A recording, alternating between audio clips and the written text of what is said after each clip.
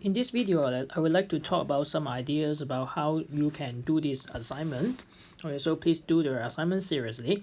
Okay, for question number 1, note that it is a right angle for the base area, so you can find out by base times height over 2. However, you only have AC and BC. Okay, so it means that you can use Pythagoras theorem to find out h, which is 30 square minus 18 square. Okay, and then you can find base times height over 2, and then multiply by 12 here, multiply by 1 over 3, then you can get the volume. Okay, number 2 is asking for the volume. Okay, so you can have the radius first. Okay, the radius is half of the diameter of the base circle. Okay, and then you have the slant height. It means that VA is equal to 41, so you have to add the height here. Using Pythagoras theorem, you can get the height, and then 1 over 3 pi r square h, you get the volume. For number 3, you are finding out the curved surface area. It means that it is pi rl.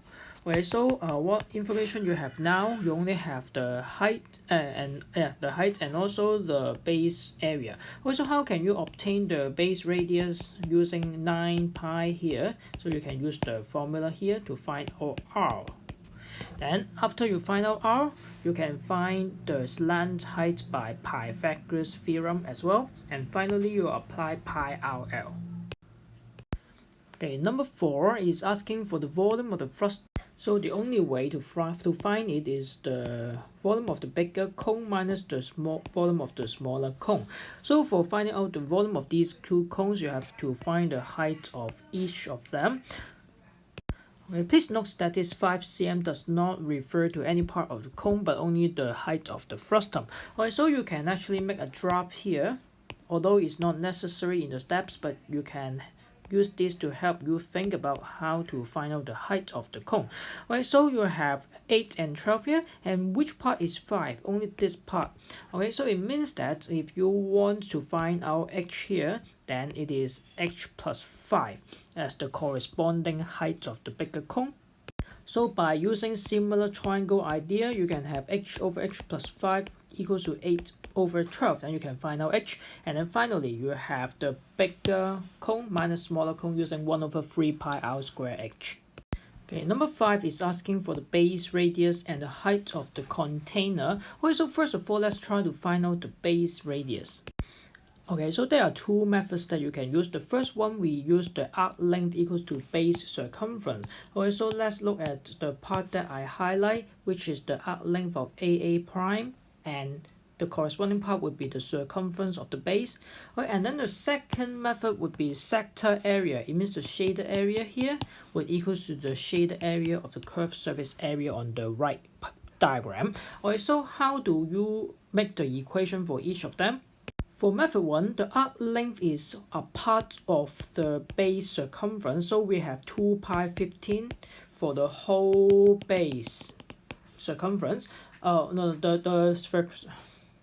Multiplied by 192 degree over 360 degree to represent the length of this arc, and it should equals to 2 pi r because it's the base circumference. After some simplification, you can find our r.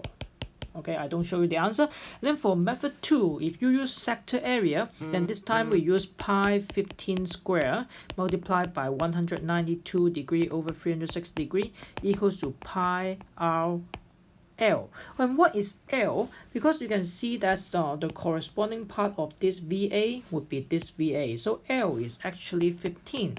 By using both ways, you can still find out R because it's the only unknown in this equation. Okay, and after you find out r, in order to find out the h, the height, you can look at this diagram using Pythagoras theorem, and then you can find out the height easily. Okay, and then for part B, it's just asking for the capacity of the container. If the capacity of the container is less than 851, then of course there will be overflow. So you have to show the comparison step, as I always advise you to do so, which means that you have to show smaller than or greater than, and then finally draw the conclusion. Okay, number 6 is super easy, so I actually have no comment. I only want to remind you for 6b, in order to find the total surface area, you also need to find out the base and then add them up to the curved surface area. It means that it is 2 pi r square and then plus pi r square. Right, for these two, you only need to plug in the formula, so there's no comment. Okay, number 7 is also not a hard question as long as you can see that this part is also 6 cm. Why? Because for a hemisphere, every length from the center to the surface of this hemisphere is also 6 cm. Okay, so it means that you can find out all this length and plug in the formula, then that is very easy for you. Okay, number 8 is also a question that is very typical because we always ask about melted and recast type of question. Also, you only need to consider the volume of this part and then you are having m times volume of this sphere and then you can find out m. Of course, you can use an expression instead of an equation. For the last question, 9a is a very simple question. The keyword is balls. Okay, so in the future, you should consider ball as sphere.